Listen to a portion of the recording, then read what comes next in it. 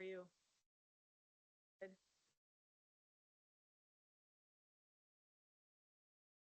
Cassidy. I got my book, find your name.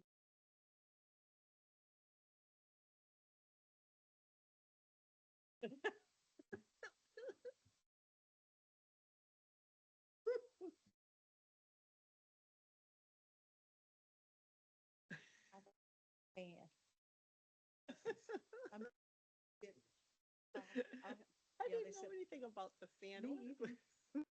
Last night. Bianca had that. It was just dancing. Good afternoon, everyone. I would like to call the Personnel and Finance Committee meeting to order. Clerk Torado, would you like to call the roll, please? Committee Member Thomas Morgan, Present. Committee Member Dr. Davis, Present. Committee Vice Chair White, Present. Committee Chair Niskoski, Present. all present. Thank you. And I'm going to go ahead and I believe you have some remarks you would like to make regarding this meeting and the upcoming committee meetings for this evening.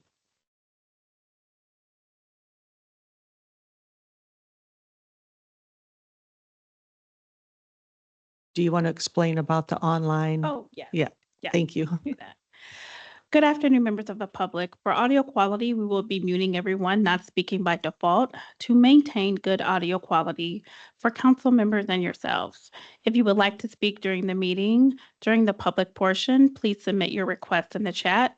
Directions to do so will be listed in the chat. We ask that you provide your full name and address, as those are required for all speakers at in-person council meetings. Thank you so much. So the first bill we have is Bill number 2025, and it's the creation of the 457, 457 fund.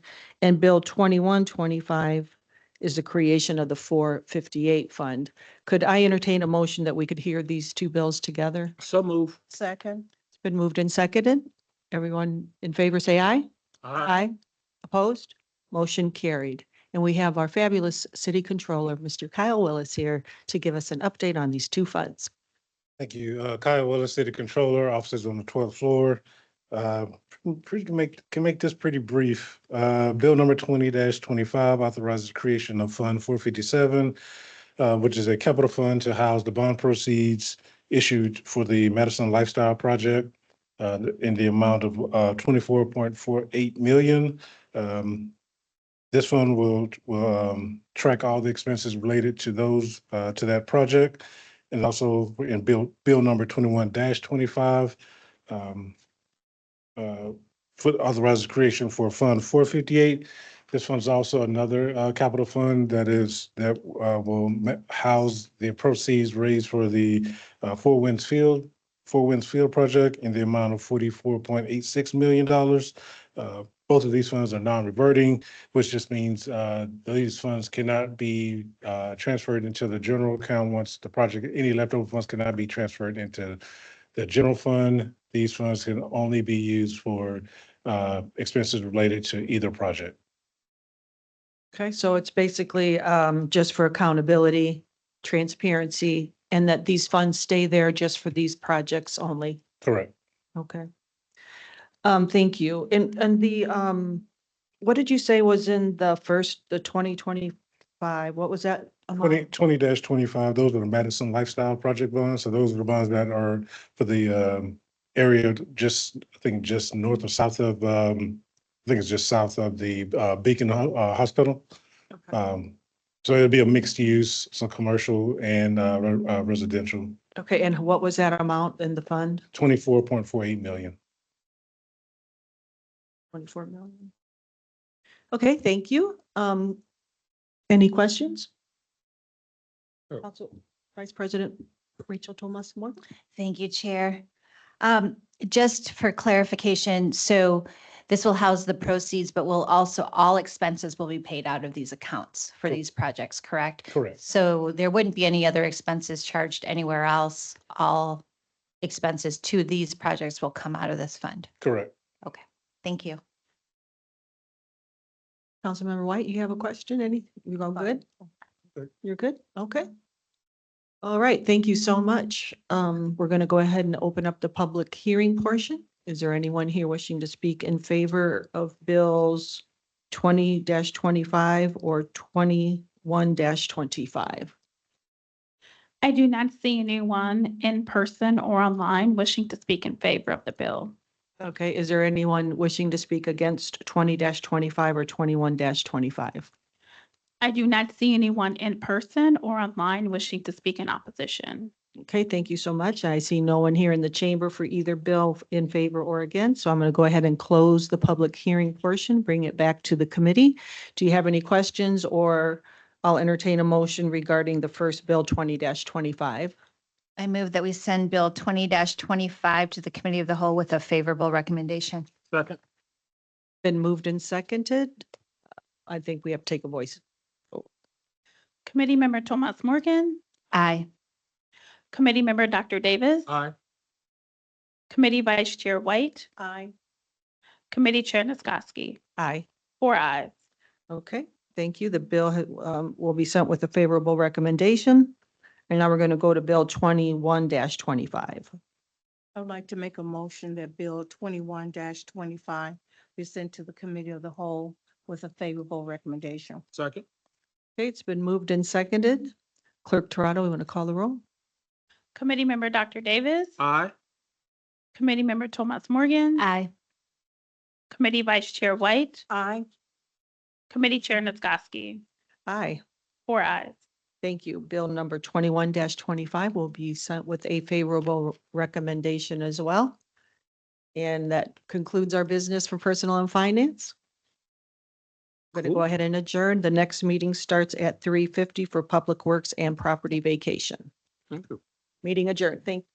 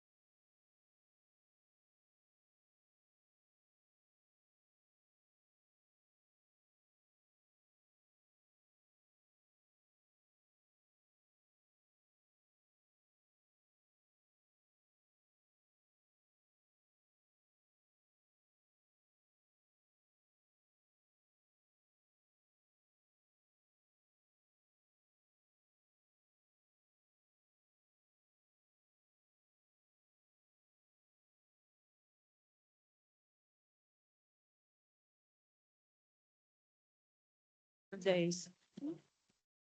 I feel fine. How you doing? I'm good. What you are too.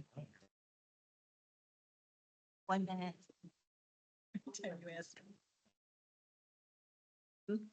And you asked me to.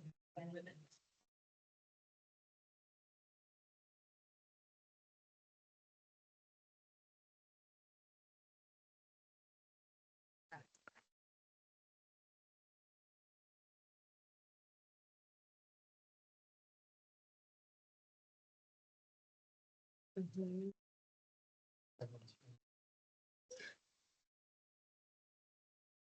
Ready? Okay, good afternoon. It is 3:50 PM. And I'd like to call to order the Public Works and Property Vacation Committee meeting. Clerk Bianca, you want to take the roll for us, please? Councilmember Warner. Councilmember Dr. Davis. Present. Committee Vice Chair Gooden Rogers. Present. Committee Chair Niskoski. Present. Citizen Member Carl Latrell. Present. Citizen Member Jason Piontek. Present. 5 present. Thank you. We do have a quorum, so we'll go ahead and start. We're going to begin with the update for the floodplain regulations. We have Miss Jenna and Randy James here. They're going to clue us in. Good afternoon, committee members. Jenna Throw, city attorney with offices on the 12th floor of this building. And I'm here tonight with Randy James, the building commissioner, to give an update on floodplain regulation. And Mr. James will be providing a bit more of the operational context behind this update. But just kind of as an overview, we just wanted to share with the committee some kind of general background regarding floodplain regulation and some of the regulatory framework that's coming up through the National Flood Insurance Program. And so that's kind of the backdrop behind the update tonight, and just kind of an opportunity for us to share a little bit more detail and for the committee members to ask questions about that. And this was through FEMA, right? That mandated the update to this. Okay. Randy James, Building Commissioner, offices at 125 South Lafayette. So the community of South Bend participates in the National Flood Insurance Program. That program is overseen by the FEMA, who authorizes the Indiana DNR to supervise all the local jurisdictions in Indiana. FEMA came out with a new template for the ordinance, which helps with enforcement and things like that. It's minor tweaks to the one that we already have, but to participate in the flood insurance program, we have to adopt this new templated ordinance. Currently, the city of South Bend has 64 participants in the program, insuring over $18 million worth of property. So it's pretty important for us to participate to help with our residents. But I mean, that's kind of what's just a template by FEMA that Okay. Thank you. every other jurisdiction that participates in the program have to adopt. So like we're talking Mishawaka, even our smaller municipalities like Walkerton, Lakeville, and have they already all passed these already based on the template? So every locality in my jurisdiction has. I'm not sure about the city of Mishawaka. That would be, I think Bohan oversees their floodplain there, but yeah, all our other jurisdictions have passed it. And how many times, I know we had a prior meeting, but how many times, did you say it was 5 submissions before that was accepted and approved, and that's approved by DNR? Downstate, is that correct, or? Yeah, so we'll, after it comes out of council here, then we'll send it to the DNR. They'll approve it. They'll send it to FEMA. They'll approve it, and then it'll come back to us. Okay. Okay, thank you. Committee members, any questions? The only Mr. question Latrell? I have is, do you have reasonable assurance that if this is passed, it will be accepted? Yeah, yeah, for sure. Yeah, so, yeah, it's been, yeah, to Sheila's point, we've gone back and forth with the DNR representative 3 or 4 times to make sure it's dialed in. And they pretty much said, if you guys adopt this, it'll be accepted. So yeah, we're in good shape. From an administrative point of view, do you find it onerous, or is it it's pretty straightforward to administer locally? Yeah, it's very, very similar to the one we've had. And I think it's needed and it's easily administered.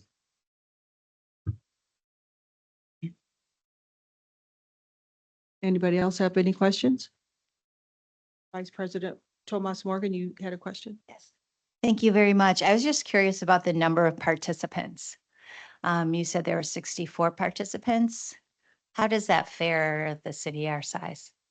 Is that, I mean, It just, you should know, we be having, should there be more? Is it? no, it just depends on your geographical location right there. So it's all around the river, basically, the Mhm. triangle area and things like that. So there's a limited number of parcels that are in that area. I think that's, a lot of them are participating, so. Yeah, Oh. okay, so it does capture a lot of the properties in the flood zone already? Right, Is yeah. that correct? So then, so part of the ordinance is if somebody in the floodplain wants to add on to their property and things like that, then I provide guidance of how they need to do it. So that protects the property in the future. Okay, Yep. thank you. Okay, no further questions? Did you have a? How Dr. are Davis? people notified that they are in the floodplain? They're typically on, you know, when they purchase, the lender will make them have flood insurance. So that's why it's critical for us to be participating, because if we don't, then they're gonna pay a even higher premium on their insurance. So if you owned your house outright and you were in a floodplain, you wouldn't have to participate. It's usually the lender that makes them participate. If somebody calls in and wants to do an improvement to a property that's in a floodplain, I check it. So my permit text, initially check it. If it's in a floodplain, there's a portal that we use on the computer. And if it's in the floodplain, they kick it to me and then I evaluate it and then I talk to whoever the owner is that wants to improve their property. Thank you. Yep. Okay, no other questions that I see at this time. So thank you so much for bringing that before us. you. And I know we'll be hearing this at the next council meeting. Yes. Okay, thank you. All right, so now we're going to move on to bill number 22-25. This is a right-of-way vacation for 416 North Main Street.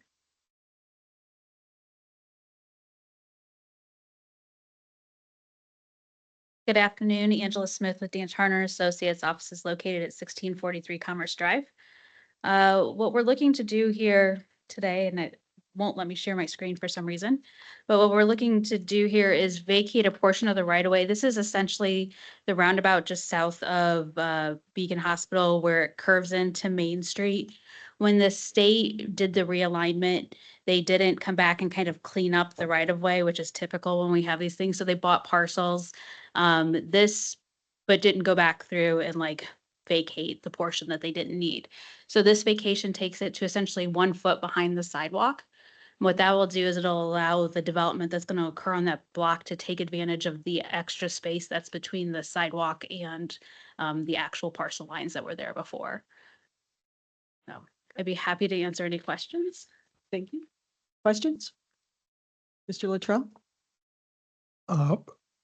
Without putting roundabouts on trial, could you say that the roundabout at Main and Marion, Michigan is operating successfully and that no further right-of-way is going to be needed to make that operate better? That's way above my pay grade, Carl. Yeah. No, but we've been working with the city on this, so I'm under the assumption that they're not anticipating any additional expansion along there. We have reached out to all the utility companies to verify there aren't any utility improvements in there. But this project's really being driven in a partnership between Great Lakes Capital and the city of South Bend. So I believe that that's all been worked out with city engineering already. Is an access to the property going to be needed within this zone approaching the roundabout? No, so the access actually comes from Madison to the south.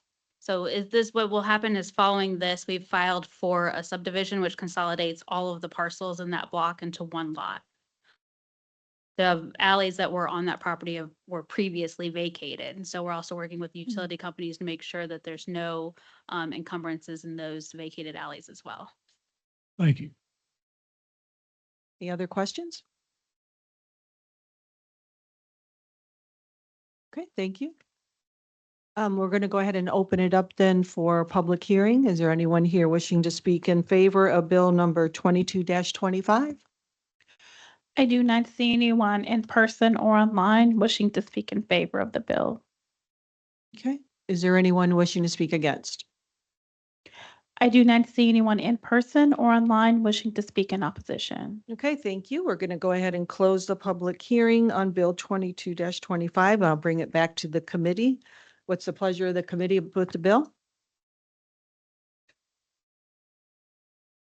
Motion to bring bill number 22-25 to the committee of the whole with a favorable report.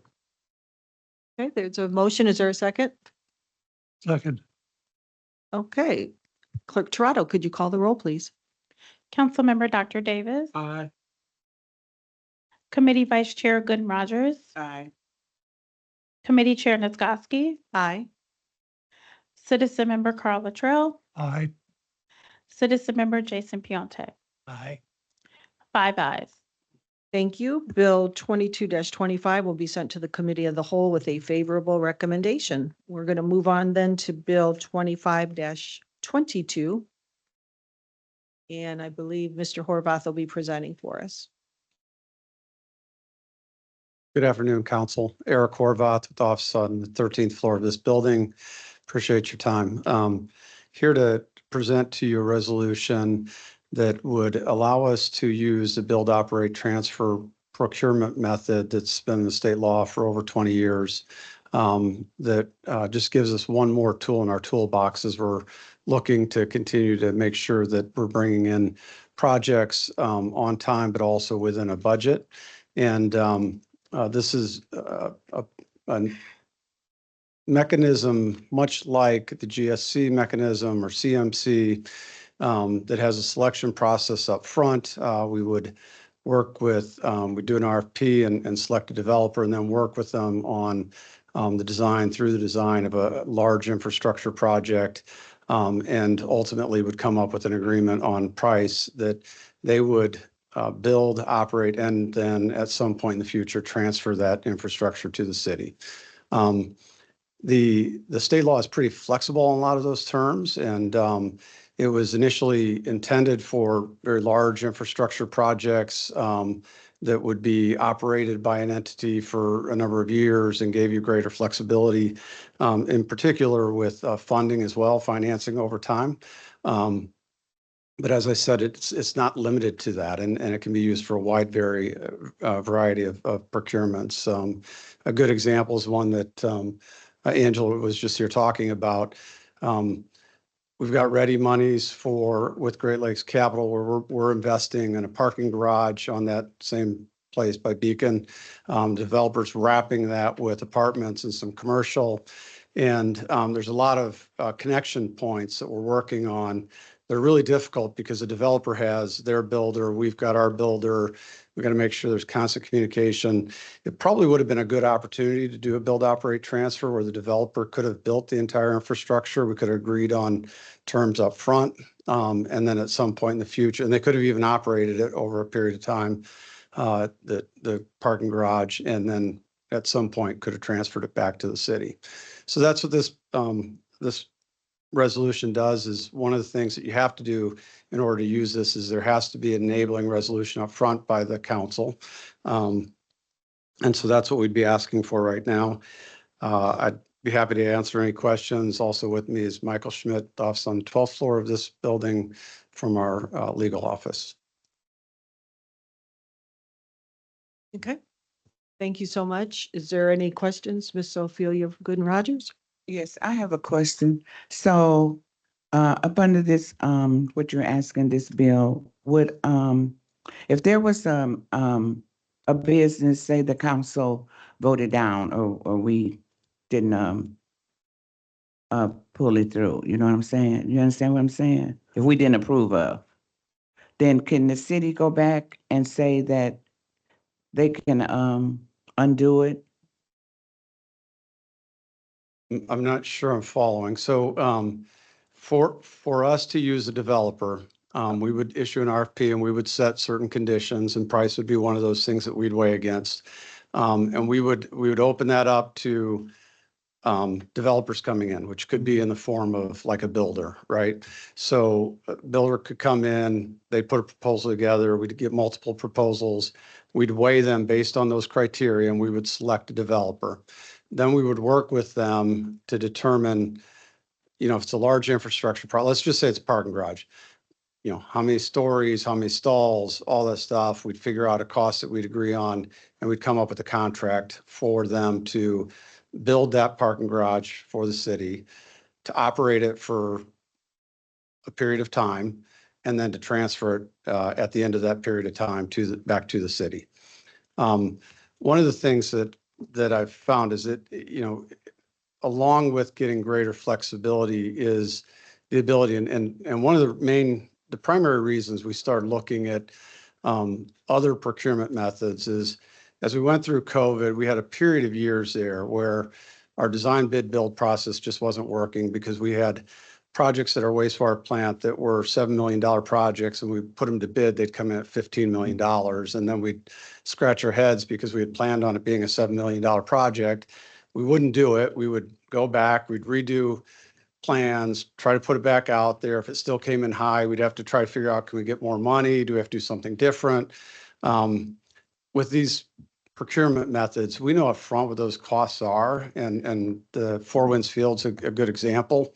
We knew we had the PSCDA bond that we had to live within, and we were not going beyond that. So when we were working with the contractor, bids came back, we had to make adjustments, and there were lots of things that either came out of the project so we could afford it, or that the Cubs organization ended up picking up at their cost. So I think timing, flexibility, and cost control are some of the major reasons we would use it. And this is not to say that we're looking, and we don't even have a project right now specifically that we're looking at to do this. We just want to be able to have this in the toolkit.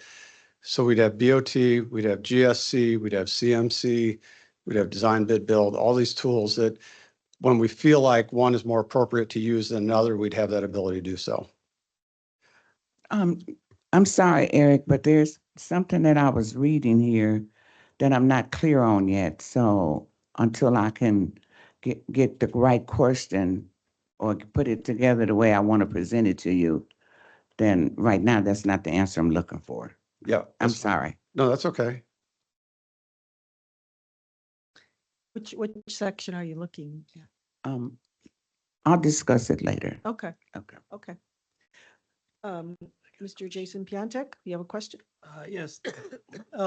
Where it says authorize actions to implement the statute, would this have any either positive or adverse impacts on current city ordinances?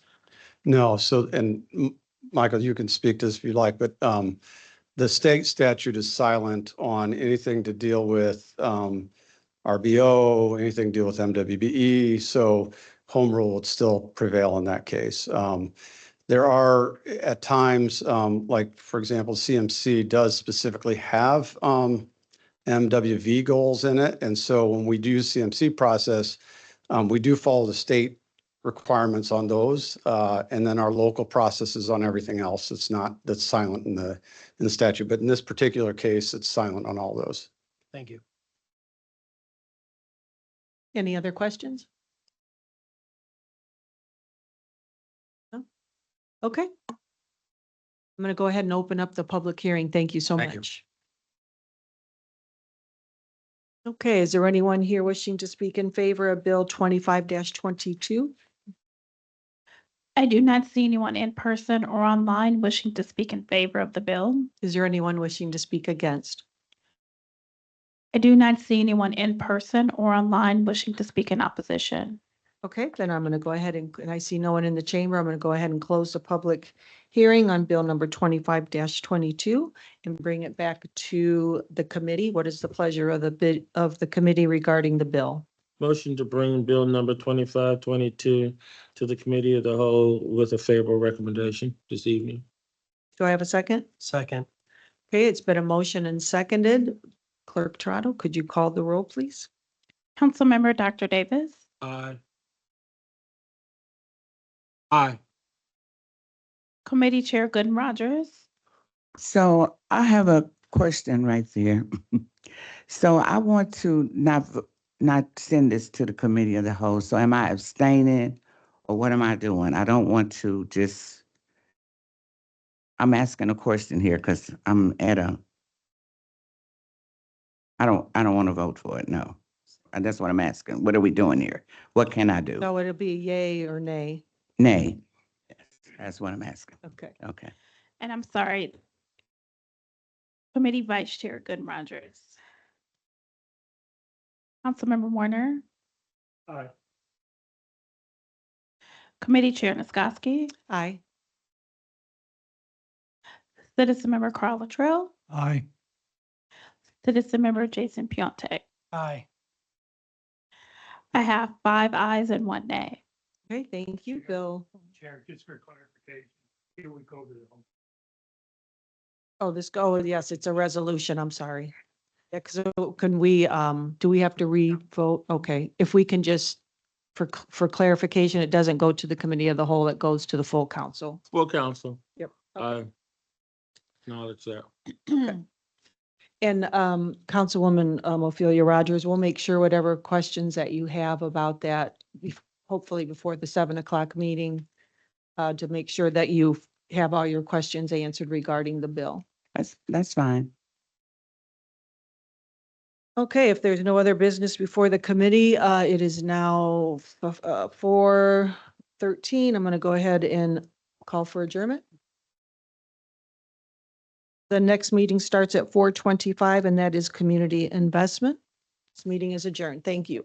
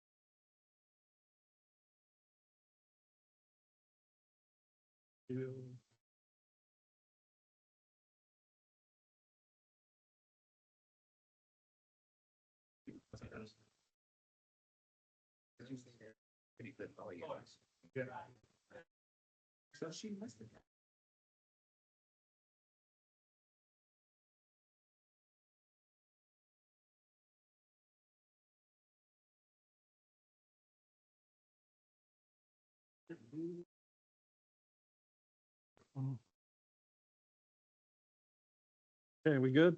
Okay, we will start the 425 Community Investment Meeting. I will take a roll call. We've got Councilmember Gooden Rogers, Vice Chair Karen White, Councilmember Bolden Simpson. Do not see yet. Citizen Member Gripe. Present. Citizen Member Kanajeski. Present. And Chair Warner is here. We have a quorum. We'll start with Bill 2520, resolution to approve the issuance of a scrap metal license presenter for 2520. Good afternoon and welcome. Good afternoon. Michelle Adams. I'm the Business License Administrator with the Department of Community Investment. I'm here today to request that the Common Council consider the resolution to approve 6 scrap metal dealer applications in accordance with Section 4-51 of the South Bend Municipal Code. The applications for the scrap metal dealer operations have been received. In accordance with the procedures to issue the licenses, the applications were submitted to the South Bend Police Department, the Fire Inspection Bureau, and Neighborhood Resources, and the Zoning Department for their review and recommendation. The following properties were inspected and received favorable recommendations regarding fire, code, environmental compliance, proper maintenance of the premises, and the height and condition of the fencing. There's LKQ Pick Your Part Midwest, located at 1602 South Lafayette Boulevard. Big Bulldog Auto Parts at 3700 South Gertrude Street. OmniSource at 1305 Prairie Avenue. Republic Services at 2500 Green Tech Drive. Stevie's Enterprises, 3109 South Gertrude. And Paul's Auto Yard at 3300 South Main Street. South Bend Police Department's process during their investigation is they investigate each applicant and they make a recommendation as to whether the license should be granted. South Bend Police Department considers the criminal history, if any, and the likelihood that granting the license will endanger the health, safety, and welfare of the public. The South Bend Police Department found nothing considerable to warrant the application be denied. As a result, the South Bend Police Department recommends that all 6 licenses be issued. The code inspector determines whether such premises are fit and proper for the maintenance and operation of such businesses. And they found that they found everything to be compliant. South Bend Fire Department determines whether such premises are fit and proper for the maintenance and operation of such business. They ensure there are no combustible materials and all inflammable materials must not be stored on premises. Storerooms and garages must be free from rubbish, waste materials, old rags, and paper. Oil, gasoline, oily waste, and other greasy materials must be stored in metal waste containers. And they must have the proper number of fire extinguishers. They must be in close proximity in areas within such scrap or junkyards wherein trash, metal, or other waste materials may be burned and keep and maintain therein an unobstructed fire truck lane of at least 10 feet in width into such yard from the main entrance.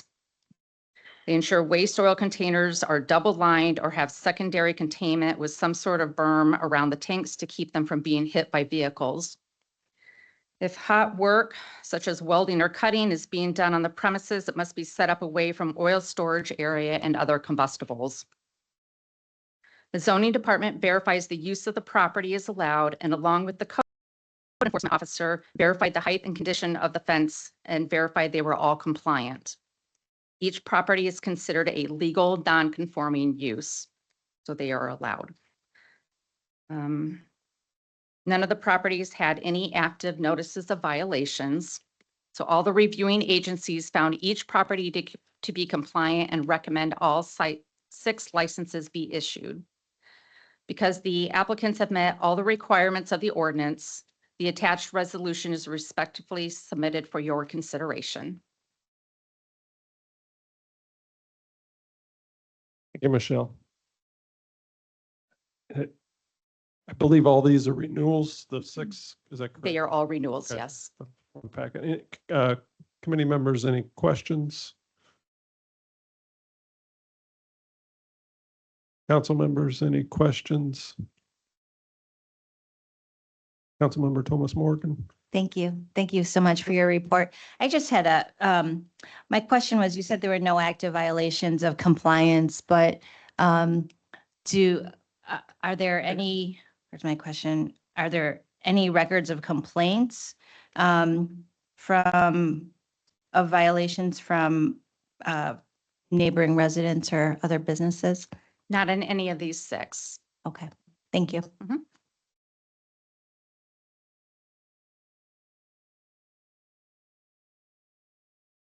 Okay, seeing no other questions at this time, we'll open it up to the public. Any members of the public wishing to speak on Resolution 2520, either in person or online?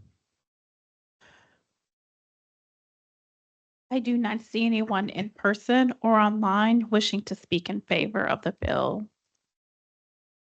Okay, anyone wishing to speak against? I do not see anyone in person or online wishing to speak in opposition. Okay, I'll bring it back to the committee. Any further questions or comments, or Councilmember White? Yes, I do have a comment. First, I would like to thank the department for the comprehensive review of these, you said 6 scrap metal renewals and how it's broken down in regards to who's doing what. But most importantly, the process that you go through, and you probably have always gone through this, but I think we have more detail than what we've had in the past when you begin to look at the criminal history and also looking at endanger the health, safety, or welfare of the public. So I do appreciate that and appreciate the information and also the copies of the various operations as well.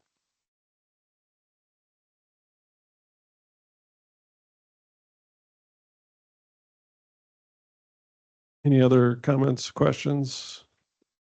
If not, I would entertain a motion. Are we going to the full council or?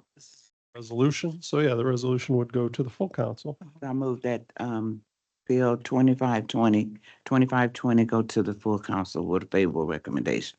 Okay. Second. I have a motion and a second. Clerk Toronto, can you do a roll call for us, please? Committee Member Gooden Rogers, Aye. Committee Vice Chair White, Aye. Committee Chair Warner, Aye. Citizen Member Kane Konjewski, Aye. Citizen Member Thomas Gray. Aye. 5 ayes.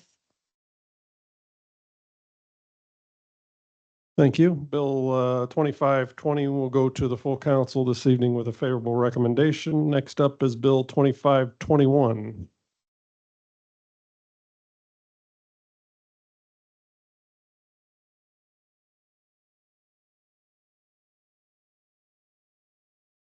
Good afternoon, Mr. Bauer.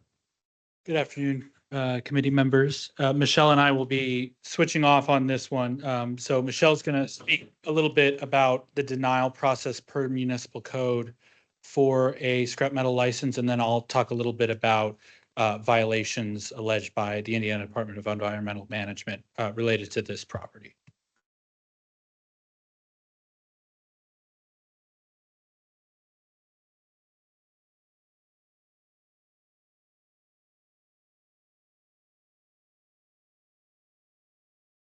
So I'm here today to request the Common Council to consider the resolution to deny the application for U.S. Scrap and Recycling in accordance with Section 4-51 of the South Bend Municipal Code.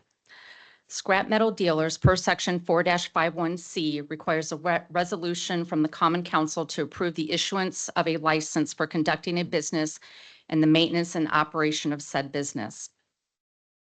The application for the operation of scrap metal junk dealer recycling operation was received from U.S. Scrap and Recycling LLC, which is located at 1610 Circle Avenue.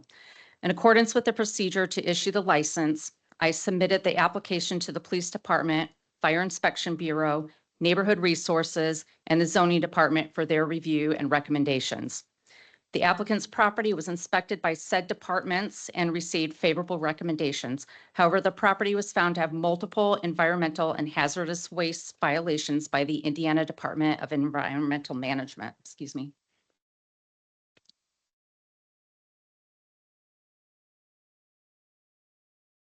Caleb, I'm sorry, how do I? I was like, where's your, there it is. Thank you.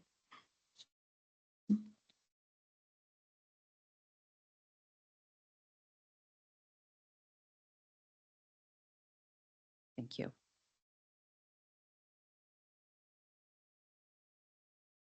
I'm asking the Common Council to issue a resolution to deny 1610 Circle Avenue has environmental and hazardous waste violations under federal and state law.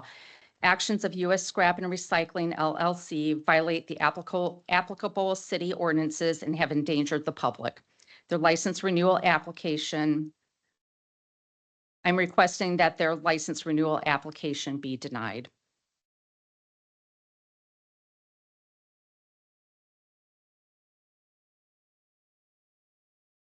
Caleb Bauer, Executive Director of Community Investment Offices on the 14th floor of this building. So I'm just going to walk you through the specifics of the violations alleged by the Indiana Department of Environmental Management and a little bit of the history at this site. Won't go into all the detail, but just to give you a high level. So IDEM is the environmental compliance agency for the state of Indiana. So unlike other regulatory agencies, typically environmental regulations are at the lowest level administered at the state level and then the federal level.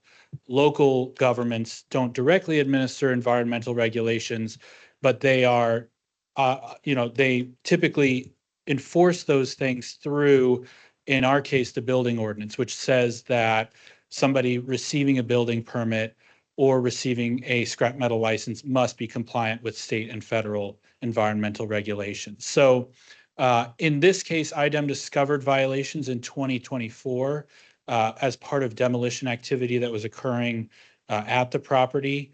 And when the city of South Bend became aware of that and the building department became aware of that, a stop work order was issued after IDEM had informed our staff of those violations.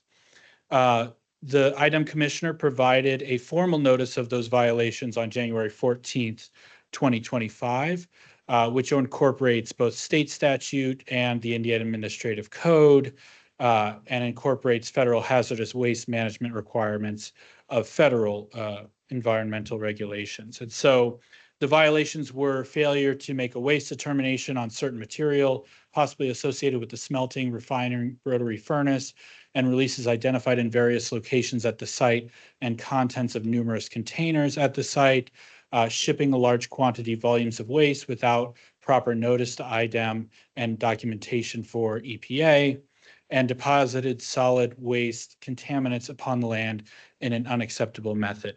These violations were outlined in that January 14th notice of violation letter. We did include that 4-page letter in your packet for your reference. That letter is typically an initiation of action from IDEM. There could be an agreed order executed with a property owner after a letter like that is sent. But at this time, there is no agreed order in place related to these latest violations. Again, as we mentioned, May of 2024 was when demolition work began. At that same time, there had been a hearing from last year's license renewal and then rescindment of that renewal. There was an appealed hearing related to that license. At that hearing, U.S. Scrap presented testimony that they were working in cooperation with IDEM and complying with state environmental regulations. That was on August 6th. On August 12th, that is when IDEM informed us that that is when IDEM became aware that they did not receive notice of hazardous waste transport. They informed the city shortly thereafter. That's when a stop work order was put into place. So in this case, though representations were made that they had been cooperative and in compliance with IDEM, we now know retrospectively that there were violations occurring at the time of that demolition activity. Michelle can speak to this, but the following ordinances highlight a few reasons why we believe denial is appropriate in this case. One, a business is to be conducted in such a manner as not to constitute or create a nuisance or hazard to the public. That's section 4.6. Section 4-16 provides separately that licenses can be refused, revoked, or suspended if a business is conducting the activity in such a manner as to constitute a breach of the peace or to constitute a menace to the health, safety, and welfare of the public. And then section 4-5.1 requires specifically scrap metal dealers to be maintained and operated in compliance with all applicable fire, health, and public safety laws of the state, and then provisions of this code and other ordinances of the city.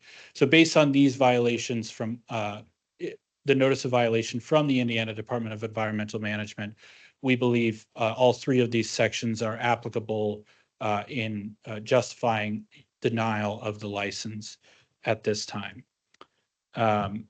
We can go further. The council's decision-making as outlined in the municipal code, as I mentioned in 4.5.1, the council is meant to oversee that they are meeting the applicable fire, health, and public safety laws. And then council may also consider the effect or appropriateness of a scrap or junkyard upon the surrounding area as part of the issuance of a scrap metal license. With that, just reiterating the recommendation from the staff, which is denial of the scrap metal license renewal at this time because actions have violated applicable ordinances and may have endangered the public. With that, I'm happy to take any questions, or Michelle can as well. Thank you. Committee members, any preliminary questions? Mr. Gripe? Caleb, I got a question. You said as of this date, there's been no agreed order resolved. Have you been in negotiations with the company during this time and just haven't gotten to an agreement yet? So an agreed order would be between IDEM and the company. So I have not been party to any of those types of negotiations. The state, when they do issue a notice of violation, typically they will outline what they would expect in an agreed order. We're happy to follow up with that document for the committee's perusal as well. So that was actually accompanied with the notice of violation letter. But that doesn't, the business themselves would have to negotiate and ultimately sign that. Janeski?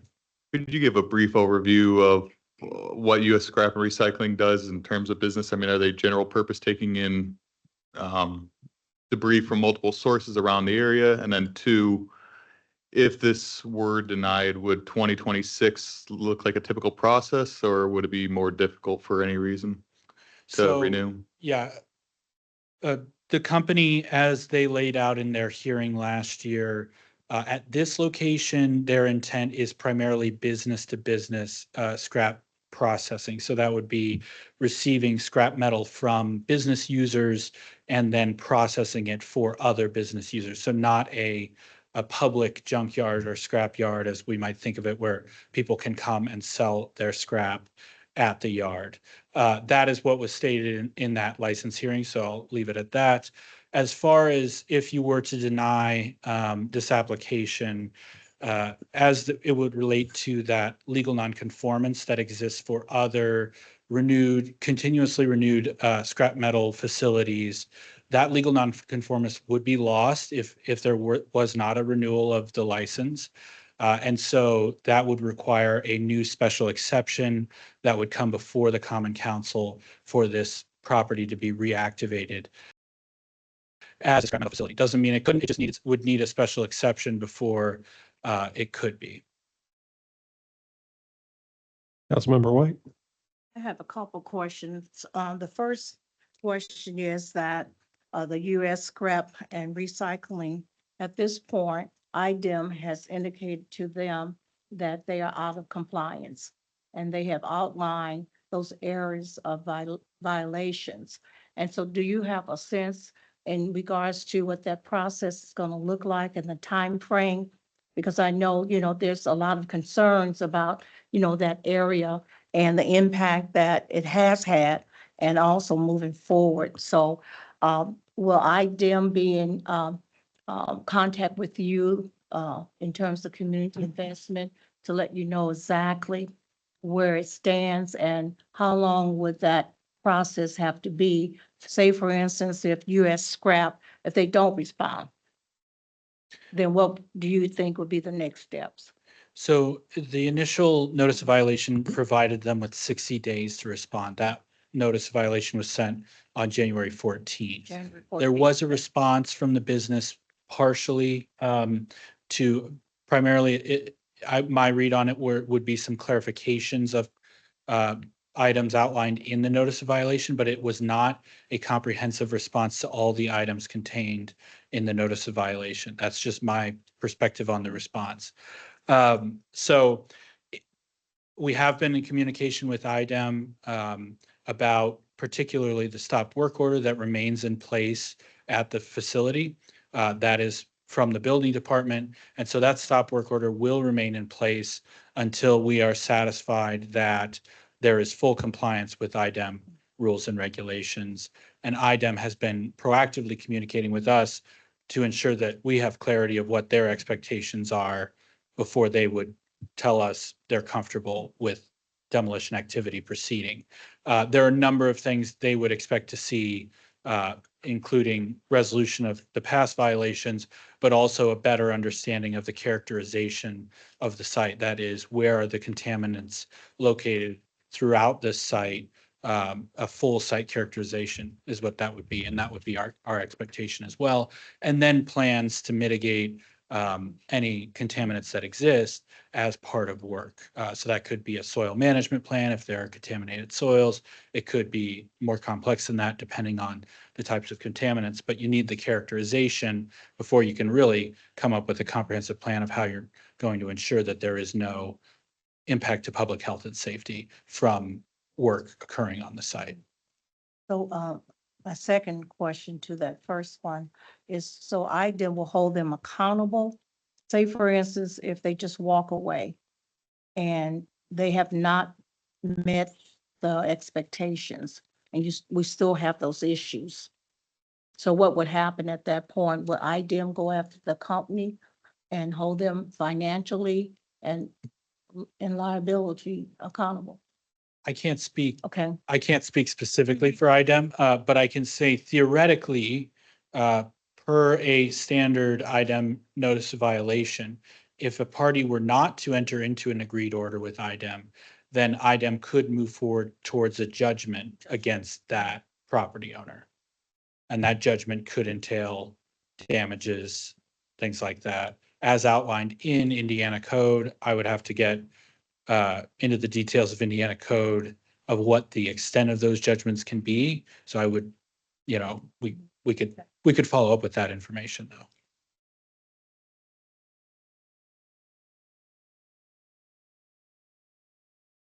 I got one more follow-up. Mr. Kaniszewski.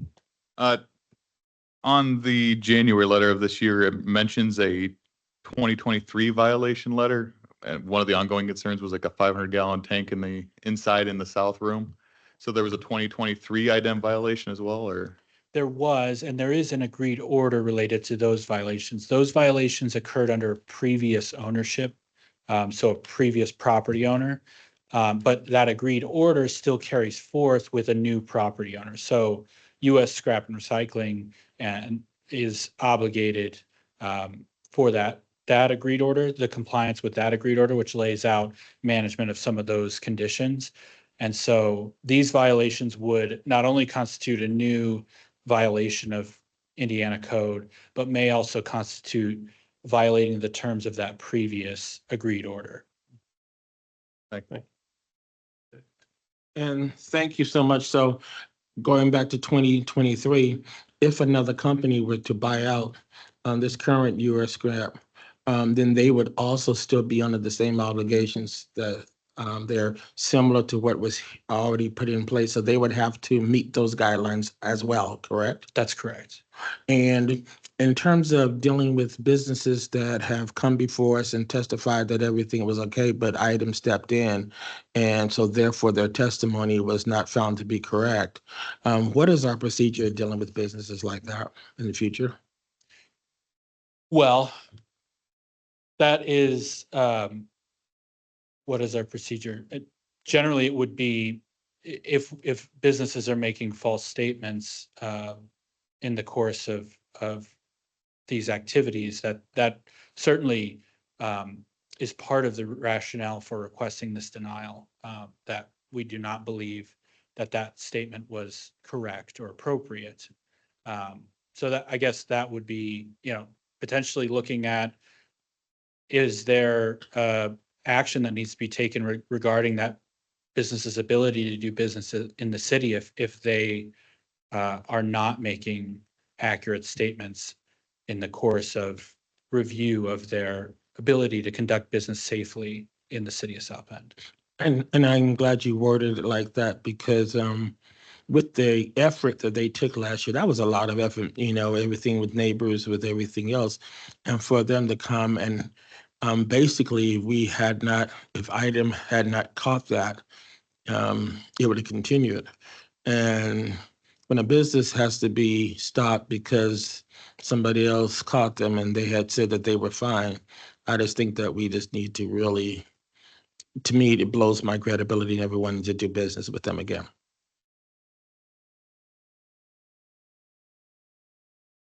Councilmember Lee. Thank you for your presentation, and this is so important.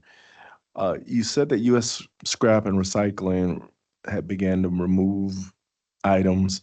Do we know where those items ended up at, or? I would, I believe IDEM has some awareness of where some of the items might have ended up, but I would need to refer to IDEM's filings on the violations found as far as, but as part of that notice of violation, IDEM has indicated that some of those materials were not taken to the proper, dealt with properly or taken to the proper disposal facilities. Yeah, I'm not on the committee, but this has been a very important issue. And so, again, as Councilman Davis said, with people coming before us and not presenting the truth and then moving in the dark of night, that doesn't show anybody that's credible. So I'm not on the committee to vote for this, but I'm in favor of us not authorizing this license. So at this time, we'll open it up to the public, members of the public. So the resolution is to deny the license. So those in favor of denial, any members of the public in person or online wishing to speak in favor of denial.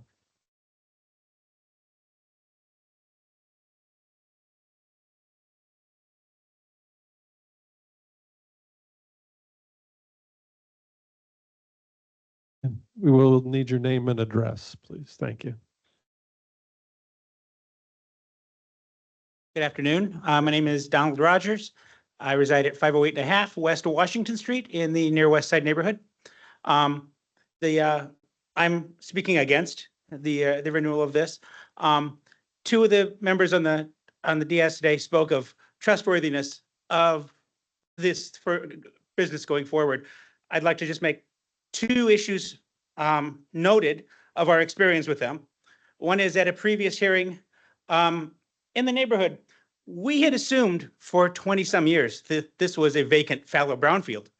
And only at a hearing for this event did we realize that the previous owners had an employee / resident living there for 20 years without anyone knowing to keep their previous business license active. And that sort of came as a shock to us and sort of made us wonder what sort of trustworthiness did we have with the previous owners?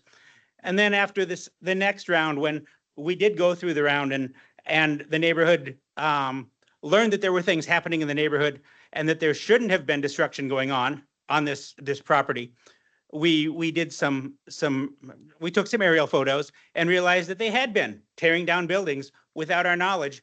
And their efforts in tearing down the buildings had been to tear down everything that the neighborhood could not see from the street. So all of the walls facing the building were intact. So our neighborhood didn't know what was going on there then either, which just speaks to the trustworthiness of the efforts going forward with this business entity. And that's why I, as a resident, am speaking against that. So thank you for your time. Thank you, Mr. Rodder.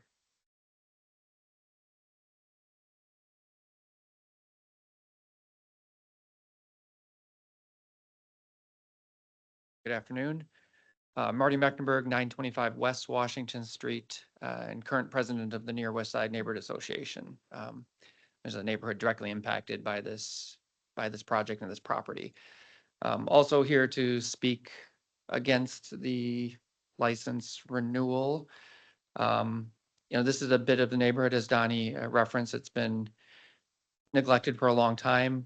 It has multiple contaminated properties. It's been the subject of really heated debate in the neighborhood now for at least the last year, ever since we sort of became aware of some of the activities that were happening. And deep concern in the neighborhood that as things stand today, the health and welfare of the community would be hurt by the approval activity here.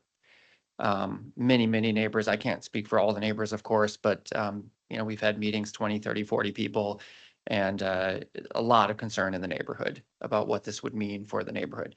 Just the environmental contamination parts of it. There's maybe other questions around sound, noise, dust, if the scrap metal business would proceed. But at a minimum, the fact that we have unresolved environmental issues on this property that would impact the neighborhood and the health and well-being of the neighborhood. So I speak as an individual, but certainly conveying some of the feelings of the neighborhood that this is a movement we would not like to see happen at this time.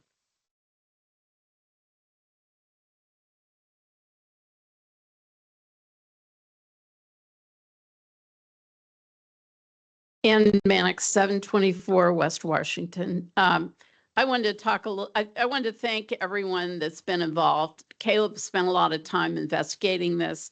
Council members have spent time on it. So thank you for that. And just a couple points. The man living on the site, there's no water on the site. So he said he was drinking water from, he had a well that he was drinking water from, which is a little scary. And he came to our neighborhood meeting to try to figure out what we were doing. So I don't think they're exactly trustworthy.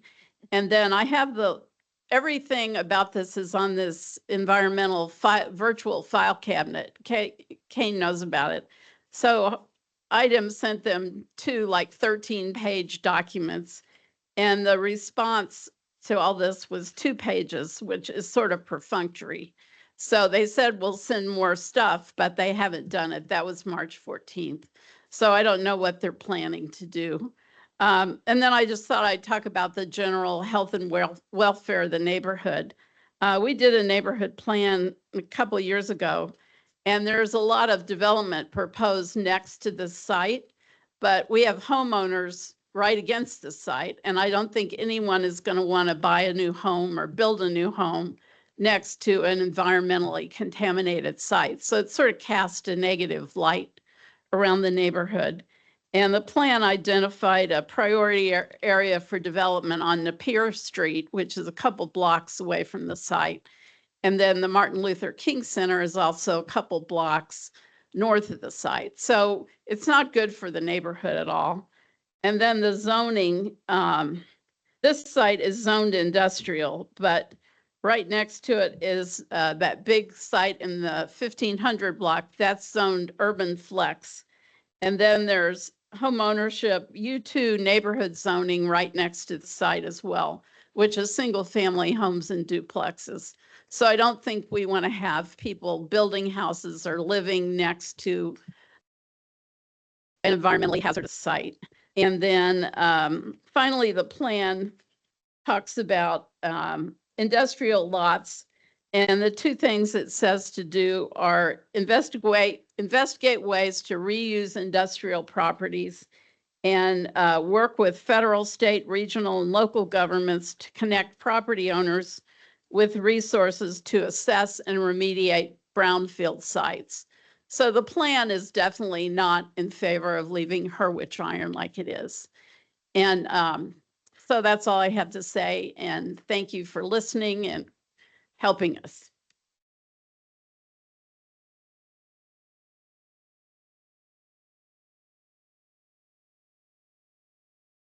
Good evening, honorable council members. I wanted to, of course, I'm against the renewal, but others will speak to that. But I wanted to speak to something a little different. I want to encourage the council in consultation with the administration to have a better process for watching businesses like this. I mean, the real reason we all caught this person is because of a very diligent, intelligent member of our neighborhood working with Councilmember White. It shouldn't have to be that way. Every neighborhood should not have to have intelligent, highly trained, diligent neighbors to protect themselves from hazards like this. So clearly, the process that maybe has served us well for a long time is not serving us any longer. And it seems to me that you need a better process. And I don't know how your council attorney or whoever, but you all need a better process of watching businesses like this.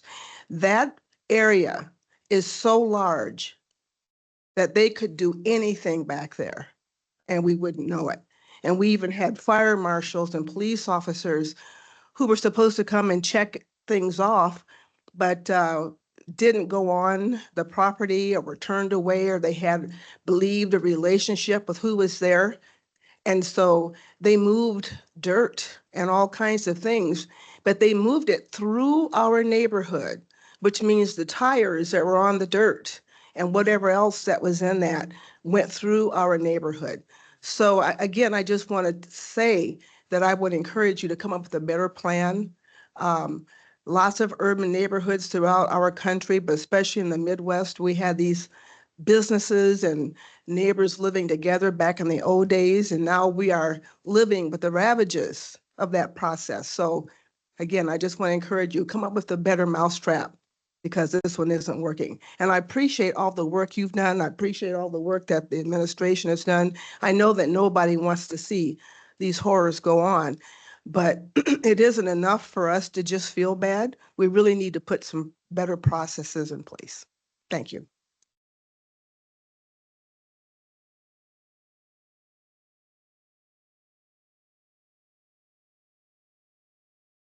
Good afternoon, Council. Jim Wagner, 807 West Washington Street, South Bend, Indiana, 46601. I appreciate my neighbors. I appreciate the administration. I'd like to give you something a little bit different to think about. Not that you wouldn't expect I would have something different to say. On July 26, 1948, President Harry Truman signed Executive Order 9981, which stated, "It is hereby declared to be the policy of the President that there shall be equality in treatment and opportunity for all persons in the armed forces with regard to race, color, religion, and national origin." The significance of this order was a pivotal moment in the fight for civil rights, as it mandated the integration of armed forces, a sector that had previously been segregated. Recently, many of you, maybe all of you, were at the opening of the beautiful Dream Center. And Dr. King, who was very active over the period of 20 years after this signature by the president, recognized the injustice of environmental degradation and the suffering it caused, particularly in communities of color. He highlighted the problem of polluted air and contaminated water in cities, and his actions in Memphis, Tennessee, protesting the conditions of sanitation workers are seen as a precursor to the environmental justice movement. What does this have to do with tonight? From your own minutes, be it remembered that the Common Council of the City of South Bend met in regular session in the council chambers of City Hall July 26th, 1948 at 8:20 p.m. The very same evening that President Truman signed an executive order. With all members present, President Nisgotski presided. The reading of the minutes of the previous meeting were waived. And one of the events that occurred was a petition. And reading from the petition. To the Honorable Board of Public Works and Safety of the City of South Bend, Indiana. Gentlemen, we, the undersigned property owners, petition your honorable body to eliminate the smoke nuisance and traffic hazard caused by South Bend Smelting and Refining, 1610 Circle Avenue. 44 signers. Councilman Corporal made a motion that the petition be referred to the Board of Public Works and Safety. Councilman Kempler seconded the motion. The motion carried. I think there's some synergy between the environment. You can build a building, but if you don't improve the environment around it, if you don't uplift people, then it's just a building. The great singer-songwriter Luther Vandross said, "A house is not a home." If this area, this dream center does not lift the area, we are wasting our time. And candidly, I can say this is an environmental crime scene.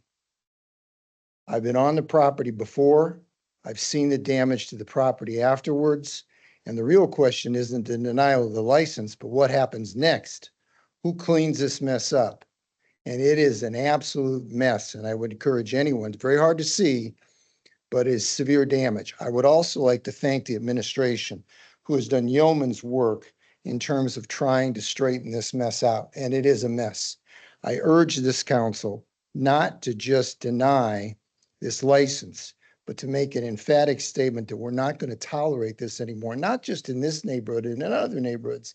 And one last thing, it was not our intention to have this material moved some other place somewhere. And I can tell you right now that the EPA and IDEM don't know where most of it went. It could have went to Leidick. It could have went up to Michigan. If it went across state lines, it's EPA issues.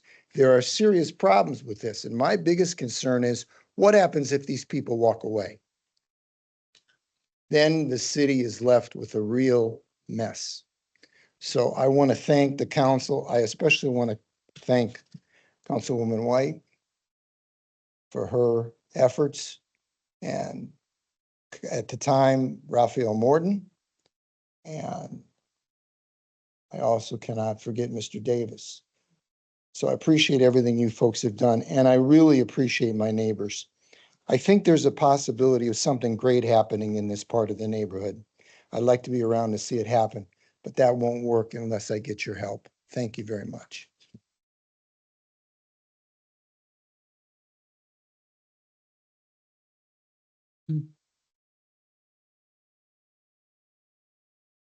Anyone else? Anyone online? Seeing no one else and nobody online.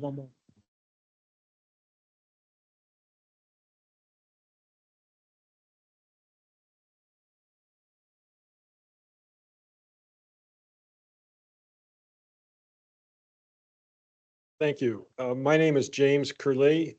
I live in South Bend at 2610 Sampson Street, 46614. Not in the neighborhood of the folks who are more directly concerned with this operation, but I would just like to support their concerns and their efforts to have this hazard removed from operating in their neighborhood. It's all of our neighborhood.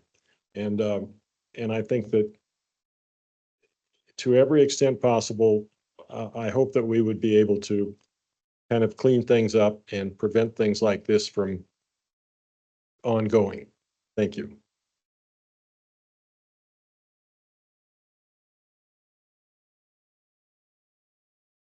Okay, anybody else?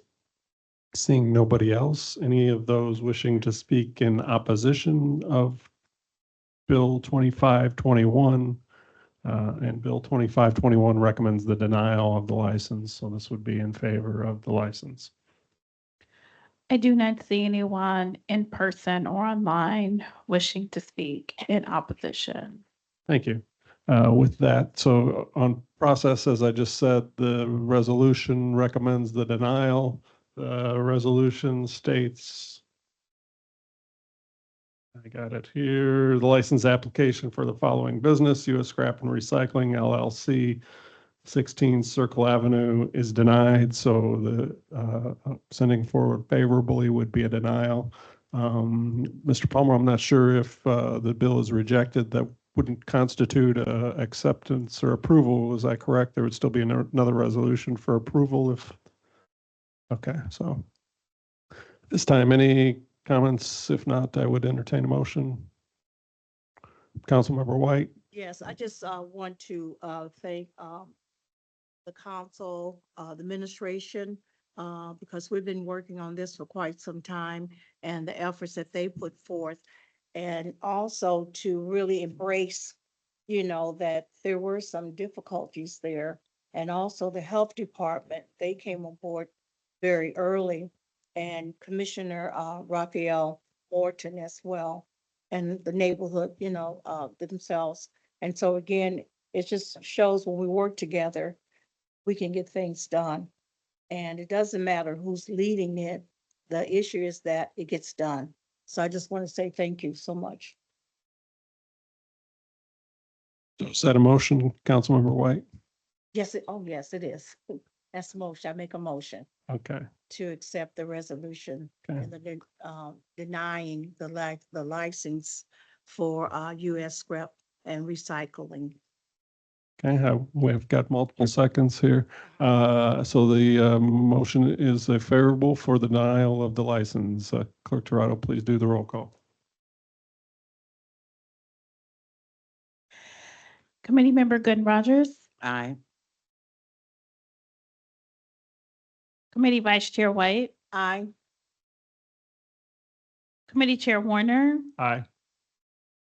Citizen Member Kane Kajewski, Aye. Citizen Member Thomas Gray. Aye. 5 ayes. The resolution denying the license will go forward to the full council at 7 p.m. this evening. With that, we'll move on to bill number 2523, resolution authorizing an improvement of the execution of the First Amendment to the Certified Technology Park Agreement between the City of South Bend and the South Bend Redevelopment Commission. Good evening, Mr. Molnar. Good evening, council and committee. Joe Molnar, Assistant Director of Growth and Opportunity with offices on the 14th floor of the County City Building. Before you today, Bill 25-23 is a resolution authorizing the First Amendment to the Certified Technology Park Agreement for Ignition and Innovation Park between the City of South Bend and the Indiana Economic Development Corporation and the Redevelopment Commission. Just a bit of background on what the Certified Technology Park is. It is Indiana's first two-site certified technology park, or CTP, and it was created to support the attraction and growth of high technology business in those two business parks. The original agreement was approved by the Common Council back in December of 2008. Here are the boundaries of the two parks. On the west, you see Ignition Park. On the right hand of the screen, you see Innovation. Ignition Park is approximately 140 acres of land south of downtown, which was primarily the former Studebaker manufacturing campus. Currently on site today are Catalyst 1 and 2, the Notre Dame Turbo Manufacturing Lab, and Press Ganey. And then there's some vacant lots that are still yet to be redeveloped. And then an Innovation Park is primarily a one-site building with a partnership with the University of Notre Dame, located just south of campus on Angela. And it's an 80,000 square foot entrepreneurship center and home to over 60 startup companies. So what is the CTP? What does the technology park do? It helps capture the following into a fund: property taxes that exceed the base value for the parcels in the park, the taxes from any retail and use taxes of businesses in the park, and finally, state income taxes paid by employees for wages earned in the park. The original park was set up in 2008 so that the money, the income that was generated, once it could generate up to $5 million over the lifetime of the park. That was met a number of years ago, and since then, there's been no revenue generation coming from the park, but that was just for the lifetime of it.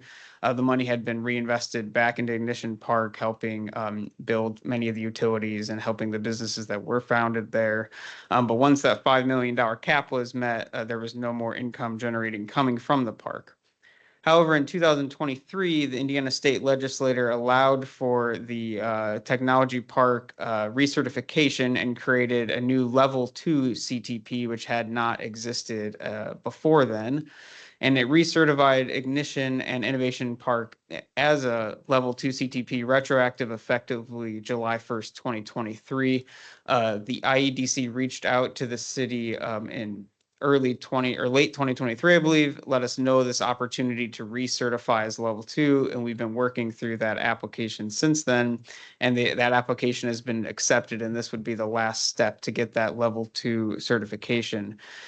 This, like I said, it would be retroactive to July 1st of 2023 to coincide with the state legislation, and certification would expire in June of 2027, and the park could be recertified again after 2027. Now, instead of the $5 million total cap, the not to exceed amount for the income that can be generated by this is $250,000 annually. What can those funds be used for? The Indiana State Legislature sets that aside in the enabling legislation. The funds can be used for acquisition, public works improvements, construction in the park, environmental remediation, maintenance, and also any construction of public facilities. The funds are allocated to the Redevelopment Commission, who is a party in this agreement, similar to the way that TIF funds would be used. So the Redevelopment Commission has to approve budget requests to use this funding. And future funds would be reinvested to aid in redevelopment efforts. So for example, if a new business wanted to come to, say, Ignition Park and build on one of the empty lots, this funding could be used to help expand the public utilities that would be needed, for example, to get that business operational. But I'm happy to answer any questions that you might have on the resolution, but this would be the last step that we would then send to the IEDC to get certified as the level 2 CTP. Thank you. Thank you. Committee members, any preliminary questions at this time? Seeing none, council members, any initial questions? Councilmember Thomas Morgan. Thank you, Chair. Thank you very much, Mr. Molnar. If this is retroactive to 2023, then are there funds that will also come in? Yeah, we've reached out to the IEDC about that. We're still waiting for determination. Our preliminary reading is yes, it would be because it's retroactive, the funding would come in, but we're confirming that. Okay, thank you. Councilmember Lee. Yes, and if this is approved, then how soon do you think it's going to spur more development in that area? Sure. So for example, if we were retroactively to get it and we would get, for example, the $500,000 for the 2 years previous, the RDC then would have that funding, and that would be a tool we could use to attract new business to Ignition Park. I can't give a timeline on how quickly that would move, but it certainly would help, incentivize businesses coming to Ignition Park. Do we have any people in mind that wants to be a part of this? Yeah, we get quite a bit of inquiries on Ignition Park. It is quite a bit of space that is zoned industrial, especially with the GM battery plant that's coming to the west of town. There's been subsidiaries that have been looking for spaces that we've been in conversations with. Nothing firm at this time, but there has been interest in Ignition Park, and now having this tool that we haven't had the past few years, hopefully that can maybe push some of those over the finish line.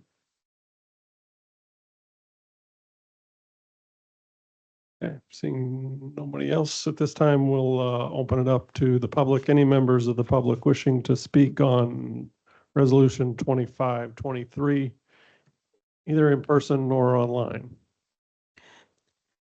I do not see any members of the public in person or online wishing to speak in favor of the bill. Against the bill? I do not see anyone in person or online wishing to speak in opposition. Okay, back to the committee. Any other questions, final comments? Would entertain a motion at this time. I move that Bill 2523 go to the full council with a favorable recommendation. Second. Got a motion and a second on a favorable recommendation. Please do a roll call, Clerk Toronto. Committee Member Gooden Rogers, Aye. Committee Vice Chair White, Aye. Committee Chair Warner, Aye. Citizen Member Kane Kujeski, Aye. Citizen Member Thomas Gripe. Aye. 5 ayes. Thank you. Resolution 2523 will go forward to the 7 PM meeting with a favorable recommendation. And with that, we will adjourn this meeting of the Community Investment Committee.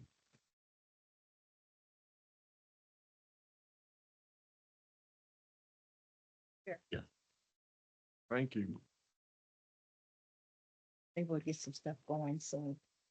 Somebody let I see. Councilmember Davis know or there he is. That was so nice. Hey, how you doing? How's everything going? Hey, you been all right? You doing all right? Yeah. You're up. Yep.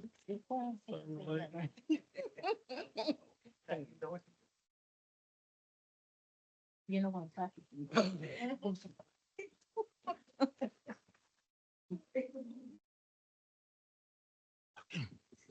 All righty.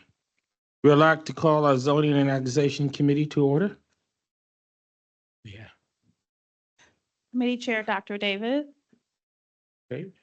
I'm here. Committee Vice Chair Thomas Morgan, Present. Committee Member Warner, Present. Committee Member White, Present. Citizen Member Henry Davis Jr., Just saw her.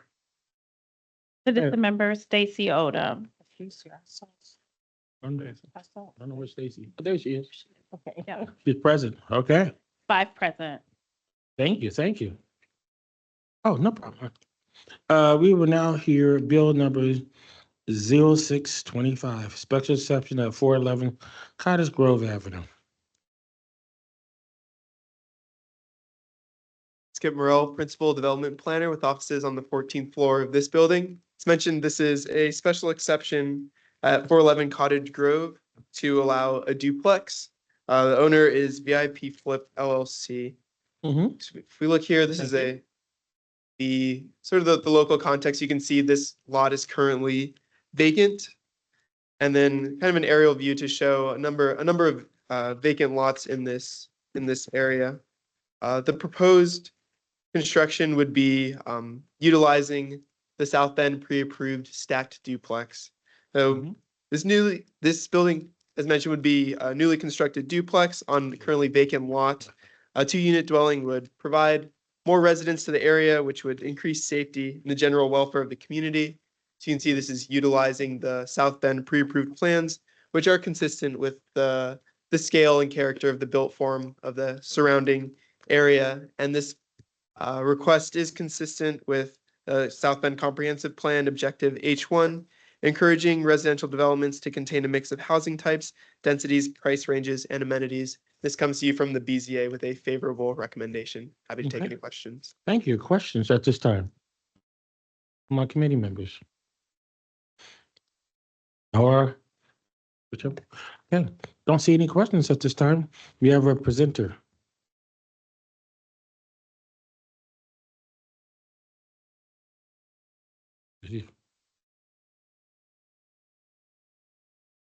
Don't see the presenter in person, but if they might be online. Yes, I'm online. Okay. Okay. Could you please state your name and address and share your thoughts regarding what your intentions are? No, I mean, I'm the owner. I just wanted to introduce myself. I'm one of the owners of the company, VIP Flip, and we just want to build that duplex. And we're happy to start building more and more units. This will be our first one, and that's it. Okay, and your address, please? 411 Cottage Grove. Okay, thank you so much.